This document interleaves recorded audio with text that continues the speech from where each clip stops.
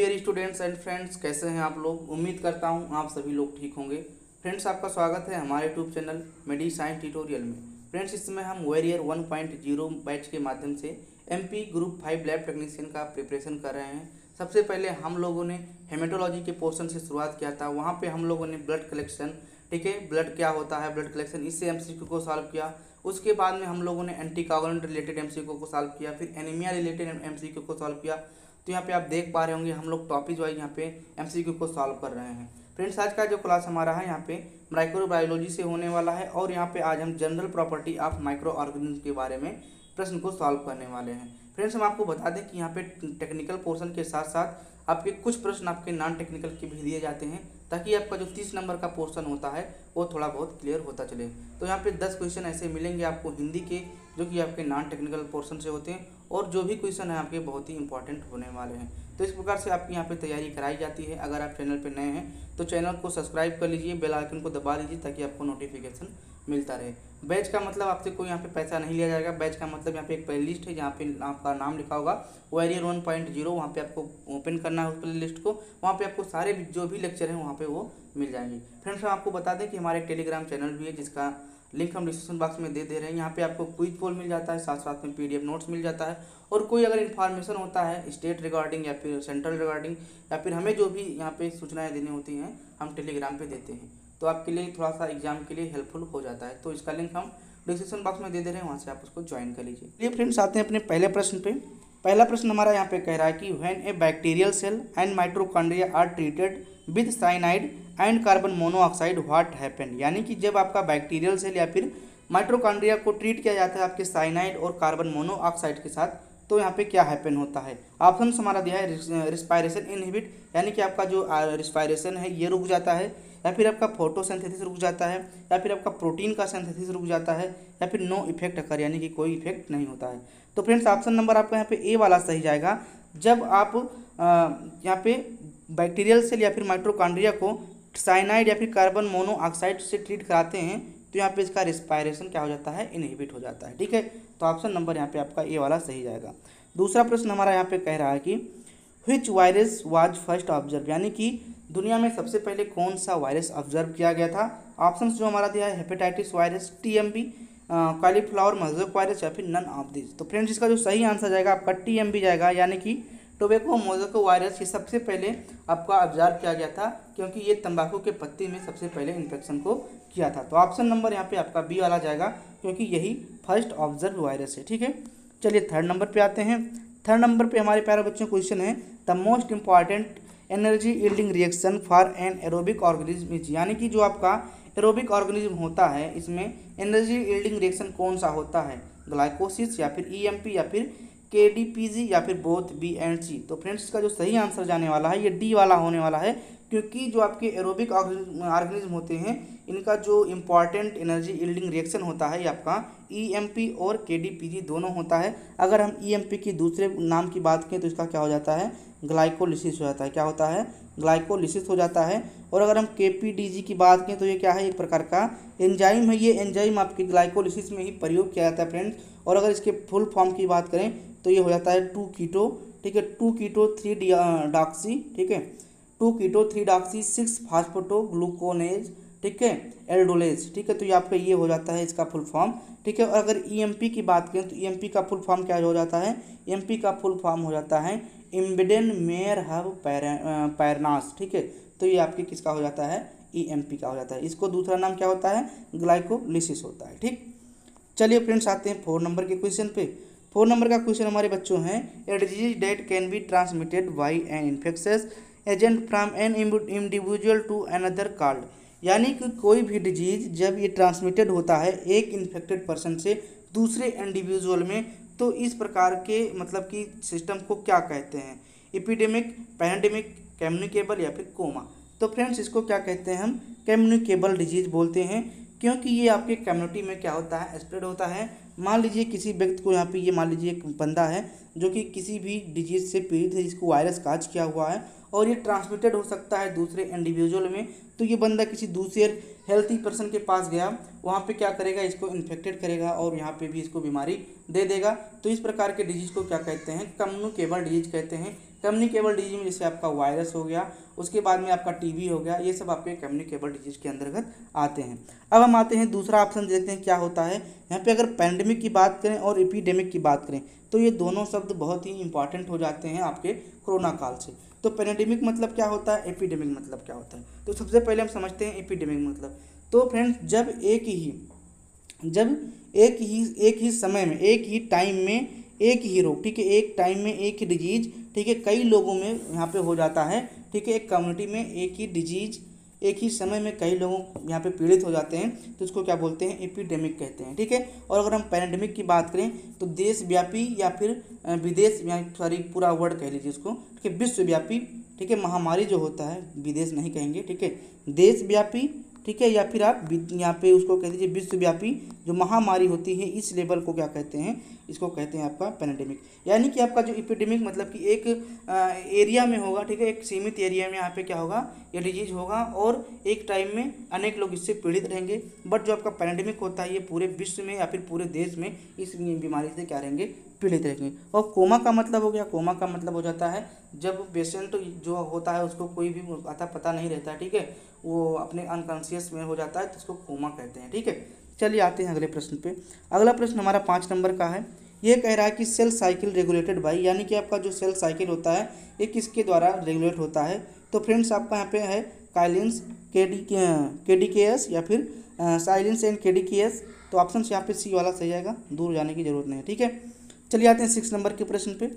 6 number का जब प्रश्न हमारा है, the proteinaceous compound are convert to ammonia by, यानी कि ये आपका जो कोई भी प्रोटीन वाला कंपाउंड है ये जब आपके अमोनिया में कन्वर्ट हो जाता है तो ये क्या कहलाता है।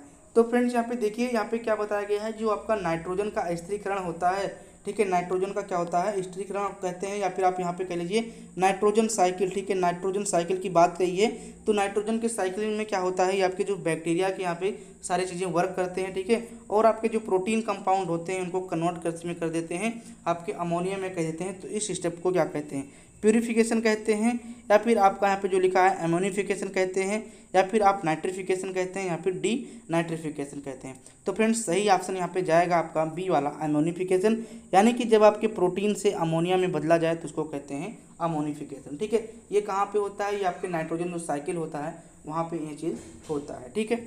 चलिए आते हैं यहाँ पे 7 नंबर के क्वेश्चन पे। 7 नंबर का जो क्वेश्चन है, a cell become flaccid when place in, यानी कि आपका जो ये कोई सेल है, ठीक है, बैक्टीरियल सेल है, ये क्या हो जाता है, फ्लेसिड हो जाता है। फ्लेसिड मतलब हो जाता है कमज़ोर, कह सकते हो इसको, ठीक है, कमज़ोर पड़ जाता है व्हेन प्लेस इन ये isotonic solution, hypertonic solution, hypotonic solution या फिर आपका नॉर्मल सोल्यूशन, ठीक है। तो आपका जो सही आंसर जाएगा वो आपका यहाँ पे जाएगा हाइपरटोनिक सोल्यूशन, यानी कि जब आपका जो सेल होता है इसको जब हाइपरटोनिक सोल्यूशन से ट्रीट कराते हैं तो इसका जो सेल होता है क्या हो जाता है, कमज़ोर पड़ जाता है, ठीक है। तो ऑप्शन नंबर यहाँ पे बी वाला सही जाएगा। चलिए बच्चों आते हैं 8 नंबर के क्वेश्चन पे। 8 नंबर का जो प्रश्न हमारा है, a mutation causing a substituents of 1 amino acid is called, यानी कि आपका जो म्यूटेशन कॉज हो रहा है, ठीक है, ये आपके 1 एमिनो एसिड के द्वारा, तो इसको क्या कहते हैं, पॉइंट म्यूटेशन या फिर साइलेंट म्यूटेशन, मिजेंस म्यूटेशन या फिर नन ऑफ दिस, ठीक है। तो ये आपका जो सही आंसर जाएगा ये आपका सी नंबर का सही आंसर जाएगा, ठीक है। चलिए फ्रेंड्स आते हैं 9 नंबर के क्वेश्चन पे। 9 नंबर का जो क्वेश्चन हमारा है, the formation spindle fibre in the process of cell division is prevent by, यानी कि आपका जो स्पेंडल फाइबर का यहाँ पे फॉर्मेशन हो रहा था आपके सेल डिवीजन में, किसके द्वारा प्रिवेंट होता है, ठीक है। तो आपका यहाँ पे जो ऑप्शन दिया है, ठीक है, कॉर्सिक्सिन, ठीक है, एटीपी, ठीक है, और फिर हाइड्राजाइन, ठीक है। तो आपका जो सही आंसर जाएगा हाइड्राजाइन, सी वाला सही जाएगा, ठीक है। चलिए फ्रेंड्स आ जाते हैं नेक्स्ट क्वेश्चन पे। नेक्स्ट जो हमारा क्वेश्चन यहाँ पे है इंपॉर्टेंट, यहाँ पे 10 नंबर का जो क्वेश्चन है 10 है कि important class of respiration enzyme, यानी कि आपका जो रेस्पायरेशन एंजाइम होता है ये इसमें इंपॉर्टेंट क्लास कौन सा है, इंपॉर्टेंट एंजाइम कौन सा है, एनएडी, ठीक है, साइटोक्रोम्स, एटीपीज या फिर हाइड्रोलेज। तो यहाँ पे जो सही आंसर जाएगा फ्रेंड्स यहाँ पे बी वाला जाएगा साइटोक्रोम, यानी कि साइटोक्रोम आपका क्या है, ये आपका रेस्पिरेटरी एंजाइम का इंपॉर्टेंट क्लास है, ठीक है। चलिए आते हैं 11 नंबर के क्वेश्चन पे। 11 नंबर का जो क्वेश्चन हमारा है, the primary mode of transmission of poliomyelitis virus, यानी कि आपका जो पोलियो वायरस होता है इसका पोलियो मतलब पोलियो जो वायरस होता है इसका ट्रांसमिशन मोड क्या होता है, ये एक दूसरे से कैसे फैल पाता है। ठीक है, तो ये फ्रेंड्स इसका जो सही आंसर जाएगा आपका मिल्क, क्योंकि ये मिल्क के द्वारा क्या हो जाता है, फैल पाता है। ठीक है, चलिए आते हैं 12 नंबर के प्रश्न पे। 12 नंबर का जो प्रश्न हमारा है, genetic constitution of the cell is, यानी कि आपका जो जेनेटिक कॉन्स्टिट्यूशन आपका सेल है उस मतलब कि सेल का जो जेनेटिक कॉन्स्टिट्यूशन है ये क्या है। ठीक है, फिनोटाइप है, जीनोटाइप है, क्रिप्टोटाइप है या फिर हिस्टोटाइप है। तो इसका जो सही आंसर जाएगा आपका जीनोटाइप हो जाएगा। ठीक है, क्या हो जाएगा, जीनोटाइप, यानी कि जीन कॉन्स्टिट्यूएंट मतलब जीनोटाइप। ठीक, चलिए आते हैं यहाँ पे 13 नंबर के प्रश्न पे। 13 नंबर का जो प्रश्न हमारा फ्रेंड्स कह रहा है कि the primary mode of transmission of poliomyelitis is, तो वही प्रश्न आ गया बार के। ठीक है, ओरल रूट से होता है, ब्लड के द्वारा पर्सन टू पर्सन या फिर मिल्क के द्वारा। तो पोलियो किसके द्वारा ट्रांसमिटेड होता है, अभी हमने बताया था किसके द्वारा, मिल्क के द्वारा होता है। ऑप्शन नंबर यहाँ पे सी वाला सही चला जाएगा। ठीक है, ये बच्चों आते हैं अपने 14 नंबर के प्रश्न पे। 14 नंबर का जो प्रश्न हमारा है, cerebral malaria is cause by, यानी कि आपका जो सेरेब्रल मलेरिया है इसको आप मस्तिष्क ज्वर भी कह सकते हैं, ये किसके द्वारा काज होता है, प्लाज्मोडियम वाइवेक्स के द्वारा, प्लाज्मोडियम ओबेल के द्वारा या फिर प्लाज्मोडियम फैल्सीफेरम या फिर प्लाज्मोडियम माइलेरी। तो इसका जो सही आंसर जाएगा ये आपका यहाँ पे क्या जाएगा, सी नंबर जाएगा, प्लाज्मोडियम फैल्सीफेरम। प्लाज्मोडियम फैल्सीफेरम के द्वारा यहाँ पे क्या कहा जाता है, ब्लैक वाटर फीवर। ठीक है, ब्लैक वाटर फीवर भी यहाँ पे काज होता है। ठीक है, तो यही होता है। और जो सिंपल मलेरिया आपका होता है, ठीक है, वो आपका प्लाज्मोडियम वाइवेक्स के द्वारा होता है। ठीक है, चलिए आते हैं यहाँ पे 15 नंबर के प्रश्न पे। 15 नंबर का प्रश्न हमारा है, year God disease is cause by. तो फ्रेंड्स ईयर गॉड डिजीज जो होता है किसके द्वारा काज होता है, ऑप्शन हमारा है पक्सीनिया, राइजोपस, ठीक है, क्लेबसेप्स या फिर पेनिसिलियम। ठीक है, तो फ्रेंड्स का जो सही आंसर जाएगा ये आपका यहाँ पे सी वाला जाएगा। ठीक है, क्लेबसेप्स। ठीक है, तो ये फ्रेंड्स क्या होते हैं, ये सारे के सारे आपके क्या हैं, ये आपके फंगस हैं। ठीक है, ये फंगस हैं। और आपका जो इरगॉड डिजीज है आपका एक प्रकार का फंगस डिजीज है। और ये किसमें पाया जाता है, ये आपके पौधों में ज़्यादातर पाया जाता है और मोस्टली बात करें तो राई में पाया जाता है। ठीक है, चलिए फ्रेंड्स आते हैं यहाँ पे 16 नंबर के प्रश्न पे। 16 नंबर का जो प्रश्न हमारा हो जाता है, most bacteria required vitamin as, यानी कि जो बैक्टीरिया होते हैं ये विटामिन को किस लिए रिक्वायर करते हैं। ठीक है, ग्रोथ फैक्टर के लिए या फिर सोर्स ऑफ एनर्जी के लिए या फिर सोर्स ऑफ कार्बन के लिए या फिर सोर्स ऑफ इलेक्ट्रॉन डोनर के लिए। तो इसका जो सही आंसर जाएगा आपका ग्रोथ फैक्टर, यानी कि बैक्टीरिया जो विटामिन को लेते हैं आपके ग्रोथ करने के लिए करते हैं। फ्रेंड्स अगर आप यहाँ पे एक लेक्चर हमारा था, ठीक है, बैक्टीरियल ग्रोथ कर्व, ठीक है, अगर इसका लेक्चर नहीं लिए तो आप जाके लीजिए, लिंक हम डिस्क्रिप्शन बॉक्स में दे दे रहे हैं। बहुत ही बेहतरीन लेक्चर है। और अगर आप DMLT BMLT किए हैं और अगर ये लेक्चर नहीं लिए हैं, कोई भी पैरामेडिकल या फिर कोई भी मेडिकल स्टूडेंट अगर इस लेक्चर को नहीं लेता है तो शायद अच्छा नहीं माना जाता है। ठीक है, तो आप ले लीजिए लेक्चर को, डिस्क्रिप्शन में इसका लिंक हम दे दिए हैं। ठीक है, चलिए 17 नंबर के प्रश्न पे आ जाते हैं। 17 नंबर का प्रश्न हमारा है, which ऑफ दीज ये trace element of for bacteria, यानी कि बैक्टीरिया के लिए कौन सा ट्रेस एलिमेंट है। ठीक है, मैग्नीशियम है, सोडियम है, ठीक है, ये सब आयन। ठीक है, magnesium ion, sodium ion, calcium ion, manganese ion. तो इसका जो सही आंसर जाएगा फ्रेंड्स ये आपका जाएगा सोडियम प्लस। ठीक है, यानी कि सोडियम आयन। ठीक है, तो ट्रेस एलिमेंट कौन है आपके बैक्टीरिया के लिए, सोडियम है। ठीक है, अब आते हैं 18 नंबर के प्रश्न पे। बच्चों हमारा जो 18 नंबर का प्रश्न है, वायरुलेंट फैक्टर इन निमोनोकोकसिस। तो पहले समझिए कि वायरुलेंट मतलब क्या होता है। तो वायरुलेंट होता है कि विषैला, यानी कि विषैला यानी कि जो खतरा काज करता है वो निमोनोकोकस का कौन सा पार्ट होता है, सेल वाल, कैप्सूल, मिजोसोम या फिर ये यहाँ पे इंडोटॉक्सिन होगा। ठीक है, इमोडो नहीं होगा, यहाँ पे क्या होगा, इंडोटॉक्सिन होगा। तो कौन सा यहाँ पे वायरुलेंट फैक्टर होता है, विषैला फैक्टर कौन सा होता है, तो यहाँ पे डी वाला होता है, यानी कि इंडोटॉक्सिन होते हैं ये आपके निमोनोकोकस। ठीक, चलिए आते हैं यहाँ पे 19 नंबर के प्रश्न पे बच्चों। 19 नंबर का जो प्रश्न हमारा, the bacteria move in response to magnetic field.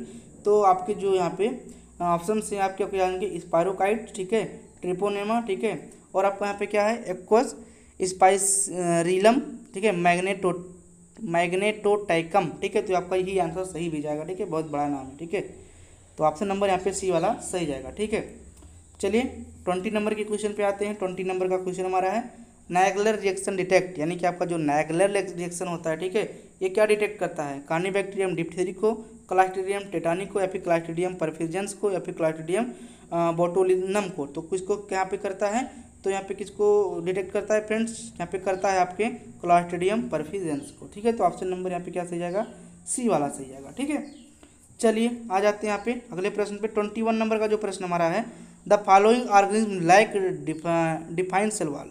बहुत ही अच्छा क्वेश्चन है, बहुत ही सरल क्वेश्चन है। ठीक है, हर बच्चा जान रहा होगा इसमें। The following organism lack defined cell wall, यानी कि कौन सा ऑर्गेनिज्म है जिसके पास सेल वॉल अच्छे से डिफाइन नहीं होता या फिर सेल वॉल नहीं पाया जाता है। ऑप्शन हमारा है माइकोप्लाज्मा, ठीक है, एल फॉर्म्स या फिर बोथ ए एंड बी या फिर बैक्टीरिया। तो जो सही इसका आंसर जाने वाला है फ्रेंड्स ये आपका सी वाला जाना है, यानी कि बोथ ए एंड बी, ठीक है, क्या जाएगा बोथ ए एंड बी, ठीक है। तो ये आपका माइकोप्लाज्मा और जो एल फॉर्म होते हैं दोनों ही क्या होते हैं, इनके पास क्या होता है सेल वॉल नहीं पाया जाता है, ठीक है। तो ध्यान रखिएगा कि माइकोप्लाज्मा मेन आता है आपके एग्जाम में माइकोप्लाज्मा, तो माइकोप्लाज्मा के पास क्या होता है सेल वॉल नहीं पाया जाता है, ठीक है। चलिए 22 नंबर पे आ जाते हैं। 22 नंबर का जो प्रश्न हमारा है, the following disease are cause by mycoplasma except, यानी कि एक को छोड़ के यहाँ पे माइकोप्लाज्मा के द्वारा डिजीज काज किया जाता है। तो pneumonia in human being, little leaf of brinjal, draft disease of mulberry, ठीक है, और उसके बाद में साइट्रस कैंसर। तो जो सही आंसर जाएगा यहाँ पे आपका जाएगा कौन सा, साइट्रस कैंसर जाएगा डी वाला, क्योंकि फ्रेंड्स यहाँ पे माइकोप्लाज्मा के द्वारा साइट्रस कैंसर नहीं काज किया जाता है, ठीक है। ये दूसरे मतलब कि आपके जो वायरल बैक्टीरिया होते हैं उनके द्वारा किया जाता है। ये जो आपके ड्रॉप डिजीज हो गया, ठीक है, लिटिल लीफ ऑफ ब्रिंजल या फिर साइट्रस कैंसर हो गया, ठीक है, ये सब आपकी क्या है, ये आपके प्लांट डिजीज हैं, क्या है प्लांट डिजीज है, ठीक है। और ये आपका जो निमोनिया इन ह्यूमन बींग है ये आपका क्या हो जाएगा, ये आपका ह्यूमन डिजीज हो जाता है। हम आपको बता दें कि जो माइकोप्लाज्मा होता है मोस्टली आपके ह्यूमन बींग में ज़्यादा काज नहीं करता है, ज़्यादातर ये आपके प्लांट सेल पे ही इफेक्ट करता है, ठीक है। बहुत कम डिजीज आपको माइकोप्लाज्मा के देखने को मिलेंगे ह्यूमन बींग की तरफ से, और जो प्लांट होता है इसमें कई सारे डिजीज हैं, ठीक है। चलिए आते हैं यहाँ पे 23 नंबर के प्रश्न पे। 23 नंबर का जो प्रश्न हमारा है, mycotoxin are produce by, mycotoxin किसके द्वारा प्रोड्यूस किया जाता है, बैक्टीरिया, फंजाई, एल्गी, प्रोटोजोन्स। तो देखिए यहाँ पे आंसर अपने आप से मिल जाएगा, थोड़ा सा समझने की जरूरत है। माइको मतलब क्या हो जाता है, फंगस हो जाता है। तो माइकोटॉक्सिन किससे हो जाएगा, फंगस से हो जाएगा भाई। तो ऑप्शन नंबर यहाँ पे आपका क्या से जाएगा, बी से जाएगा। 23 का बी नंबर से जाएगा कि जो माइकोटॉक्सिन होते हैं किसके द्वारा प्रोड्यूस किए जाते हैं, आपके फंगस के द्वारा प्रोड्यूस किए जाते हैं। और ये 24 नंबर का क्वेश्चन और 25 नंबर का क्वेश्चन बहुत ही मस्त क्वेश्चन है। आप लोग जब सॉल्व करेंगे तो पता चल जाएगा, आपके एग्जाम में ऐसे क्वेश्चन आते भी हैं, ठीक है। Size, shape and mode of arrangement is typically of certain micro organism match them correctly. तो कह रहा है कि इसका जो साइप है, शेप है, ठीक है, और इनका जो अरेंजमेंट है, इस कई आपके माइक्रो ऑर्गेनिज्म के यहाँ पे दिए गए हैं, उनको क्या करना है, आपको सीक्वेंस से मैच करना है।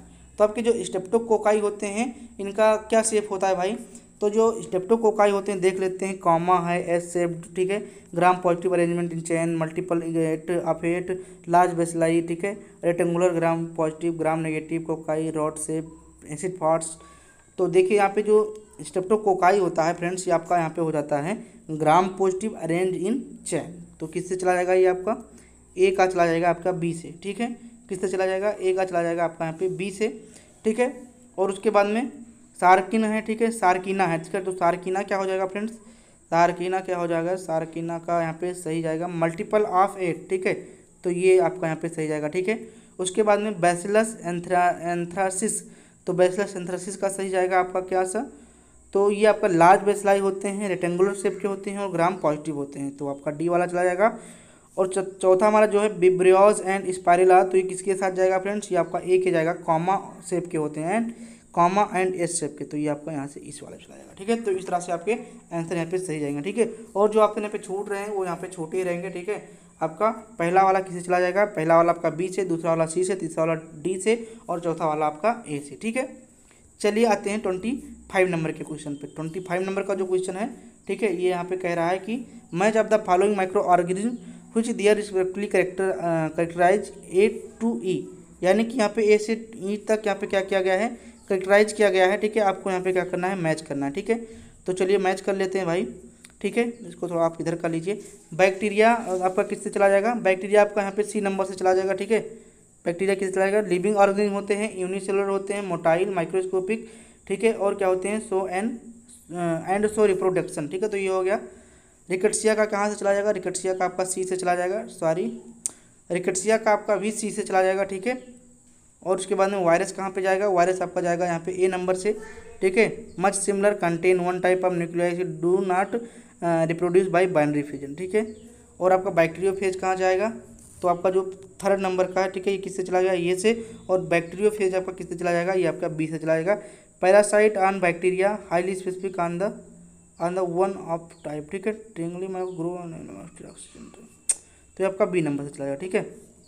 तो कुल मिला के ये आपका सही जाएगा। ठीक है, अगर इसमें थोड़ा सा डाउट हो गया, ठीक है, पढ़े पूरा नहीं है तो आप देख लीजिएगा। ठीक है, अगर डाउट रहेगा तो आप कमेंट के माध्यम से आप लोग सही कर लीजिएगा। ठीक है, जब इसका PDF भेजेंगे तो वहाँ पे हम आपको क्लियर कर देंगे। ठीक है, तो इस प्रकार से फ्रेंड्स यहाँ पे हम लोगों ने 25 क्वेश्चन को सॉल्व किया और सारे के सारे प्रश्न आपके बेसिक हैं और इम्पॉर्टेंट हैं, क्योंकि यहाँ पे क्या किया गया है, आपके जो माइक्रो ऑर्गेनिज्म होते हैं इनके प्रॉपर्टीज से क्वेश्चन को रखा गया है। तो यहाँ पे बेसिक क्वेश्चन बनते हैं और इम्पॉर्टेंट होते हैं, क्योंकि आपके एग्जाम में ऐसे ही क्वेश्चन आते हैं। ठीक है, तो फ्रेंड्स यहाँ पे हम लोगों ने टेक्निकल पार्ट को सॉल्व कर लिया। अब चलते हैं हम लोग नॉन टेक्निकल वाले पार्ट की तरफ।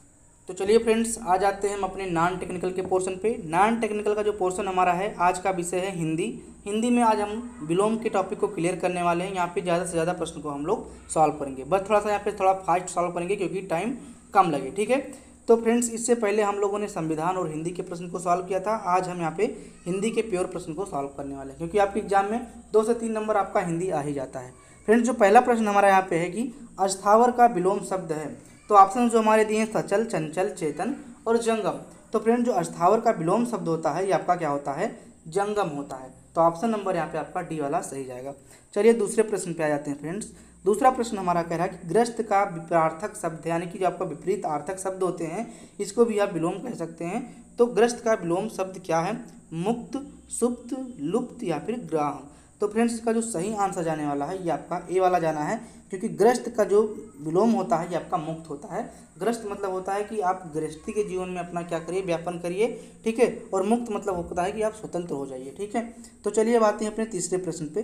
तीसरा प्रश्न जो हमारा कह रहा है कि मूक का विलोम क्या है। ठीक है, मूक, मूक मतलब क्या होता है, जो बोल नहीं पाते उनको क्या कहते हैं, मूक कहते हैं। ऑप्शन हमारा दिया है अल्पभाषी, वाचाल्य, मृदुभाषी या फिर कटुभाषी। तो फ्रेंड्स, इसका जो सही आंसर जाएगा आपका बी वाला जाएगा, वाचाल। क्या कि वाचाल मतलब होता है बहुत बोलने वाला और मूक मतलब होता है कि जो बोल ना पाता हो। ठीक है, चलिए आते हैं यहाँ पे 4 नंबर के क्वेश्चन पे।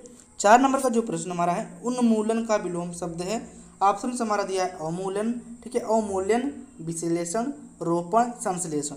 तो फ्रेंड्स, इसका जो सही आंसर जाएगा आपका यहाँ पे सी वाला सही जाएगा, क्योंकि उन्मूलन का जो आपका विलोम होता है ये आपका रोपण होता है। ठीक है, चलिए आते हैं 5 नंबर के प्रश्न पे। 5 नंबर का जो प्रश्न हमारा है, निम्नलिखित में से एक विलोम शब्द युग्म है। यानी कि ये कह रहा है कि एक यहाँ पे शब्द लिखा होगा और उसका उल्टा विलोम लिखा होगा, आपको यहाँ पे पहचानना है कि कौन सा सही है। प्रवेश का नवेश, मूक का वाचल और भूत का भविष्य और पुरस्कार का तिरस्कार। ठीक है, तो यहाँ पे कहना है कि यहाँ पे एक गलत है। ठीक है, 4 ऑप्शन है, 3 यहाँ पे सही हैं, बट यहाँ पे एक गलत है। तो देखिए यहाँ पे कौन सा गलत है। ठीक है, तो पहले ऑप्शंस को देख लेते हैं। देखिए यहाँ पे लिखा है दूसरे में, देखिए मूक और वाचल।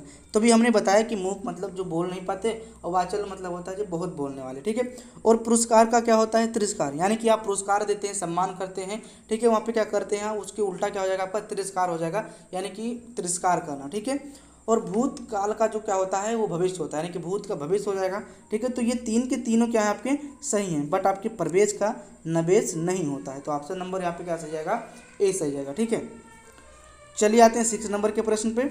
6 नंबर का प्रश्न हमारा है, जगम का विलोम शब्द है। प्रश्न हमारा है, जगम का विलोम शब्द है। ऑप्शन हमारा है अगम, दुर्गम, अस्थावर या फिर चंचल। तो 6 का जो सही आंसर जाएगा ये आपका अस्थावर जाएगा। ठीक है, क्या हो जाएगा, अस्थावर जाएगा। ठीक है, तो जगम का हमने अभी बताया था जंगम। ठीक है, जगम वही चीज़ है।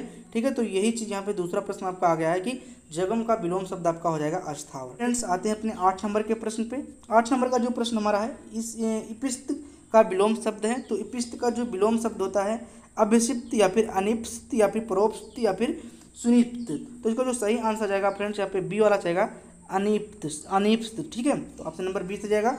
चलिए आते हैं 9 नंबर के प्रश्न पे। 9 नंबर का जो प्रश्न है, सहचर्य का विलोम शब्द है। ठीक है, सहचर्य का विलोम शब्द क्या होता है, वैमनस्य, असहयोग, विनियोग या फिर अलगाव। तो सहचर्य मतलब क्या होता है फ्रेंड्स, इसका जो सही आंसर जाने वाला है विलोम इसका ये होता है अलगाव। क्या होता है, अलगाव होता है। ठीक है, सहचर्य मतलब साथ में रहना और अलगाव मतलब अलग हो जाना। ठीक है, 10 नंबर का जो प्रश्न हमारा है, विराट का विलोम शब्द है। विराट का विलोम शब्द क्या होगा, ऑप्शन से हमारा बृहद, बृहत, छोटापन और या फिर क्षुद्र। तो 10 नंबर का सही आंसर जाएगा क्षुद्र, यानी कि विराट का होगा क्षुद्र। ठीक है, चलिए स्पर्श का विलोम शब्द है। ठीक है, 11 नंबर का प्रश्न हमारा है, स्पर्श का विलोम शब्द है। ठीक है, तो स्पर्श या फिर अस्पर या फिर अस्पृश्य या फिर अस्पृश्य, ठीक है। तो यहाँ पे कई सारे मतलब कि आस आस आ रहे हैं, ठीक है। तो आपको यहाँ पे सही आंसर बताना है, डी वाला सही जाएगा, ठीक है, अस्पृश्य, ठीक है, डी वाला सही जाएगा, ठीक है। अज्ञ का विलोम शब्द क्या होता है, 12 नंबर का प्रश्न। अज्ञ का विलोम शब्द है विज्ञ, यज्ञ, सर्वज्ञ या फिर अनज्ञ। तो फ्रेंड्स यहाँ पे 12 नंबर अज्ञ है। अज्ञ का विलोम शब्द आपका यहाँ पे हो जाता है विज्ञ, क्या हो जाता है, विज्ञ, ठीक है। अज्ञ क्या हो जाएगा, विज्ञ हो जाएगा, ठीक है। चलिए 13 नंबर का प्रश्न जाते हैं। 13 नंबर का जो प्रश्न हमारा है, गौरव का विलोम शब्द है। तो फ्रेंड्स गौरव के जो विलोम शब्द होते हैं, ऑप्शन दिया है लाघव, लघुत्व, लघुता या फिर लघुतम। तो गौरव मतलब क्या होता है, गौरव मतलब गौरवशील, मतलब कि बहुत ही मतलब गौरवशाली, समझ रहे होंगे आप। 13 नंबर का प्रश्न, तो इसका जो सही आंसर जाएगा आपका यहाँ पे जाएगा ए वाला, यानी कि लाघव। गौरव को क्या हो जाता है, लाघव हो जाता है, ठीक है। चलिए आते हैं यहाँ पे 14 नंबर का प्रश्न, बहिरंग, ठीक है। बहिरंग का विलोम शब्द होगा सर्वाढ्य, अंतरंग या फिर चतुरंग या फिर अभज्ञ। तो फ्रेंड्स यहाँ पे जो सही जाएगा आंसर, ये आपका जाएगा बी वाला, अंतरंग, ठीक है। यानी कि आपके बहिरंग का जो बाहर के रंग का विलोम होता है वो अंतरंग से होता है, ठीक है। चलिए फ्रेंड्स आ जाते हैं अपने 15 नंबर के प्रश्न पे। 15 नंबर का जो प्रश्न हमारा है, ग्रस्त का विलोम शब्द है। तो फ्रेंड्स जो ग्रस्त का विलोम शब्द होता है ये आपके मुक्त होता है, क्या होता है, मुक्त होता है। तो फ्रेंड्स कुल मिला के हम लोगों ने यहाँ पे 15 प्रश्न को सॉल्व किया, और यहाँ पे 15 प्रश्न आपके नॉन टेक्निकल के थे और 25 प्रश्न आपके क्या थे, आपके टेक्निकल से थे, जो कि माइक्रोबायोलॉजी के प्रश्न को हम लोगों ने सॉल्व किया। तो यहाँ पे हम लोग देख पा रहे होंगे कि यहाँ पे हम लोग ज़्यादा से ज़्यादा प्रश्न को सॉल्व कर रहे हैं और टॉपिक वाइज प्रश्न को सॉल्व कर रहे हैं। तो अगर आपको ये लेक्चर अच्छे लग रहे हैं तो आप इसको शेयर कर सकते हैं अपने और दोस्तों में, ताकि उनकी तैयारी और अच्छे से हो पाए। और फ्रेंड्स अगर आपको वीडियो अच्छा भी लगा है तो इसको लाइक कर दीजिए, नहीं अच्छा लगा तो आप इसको डिसलाइक जरूर कर सकते हैं। और फ्रेंड्स कमेंट करके ये बताइए कि क्या आपको आगे नॉन टेक्निकल और टेक्निकल वाला पोर्शन दोनों मतलब पोर्शन आपको चाहिए या ना चाहिए, ठीक है। तो आज के लिए इतना ही, ठीक है। फिर मिलते हैं अगले वीडियो में, तब तक के लिए बाय बाय, थैंक यू।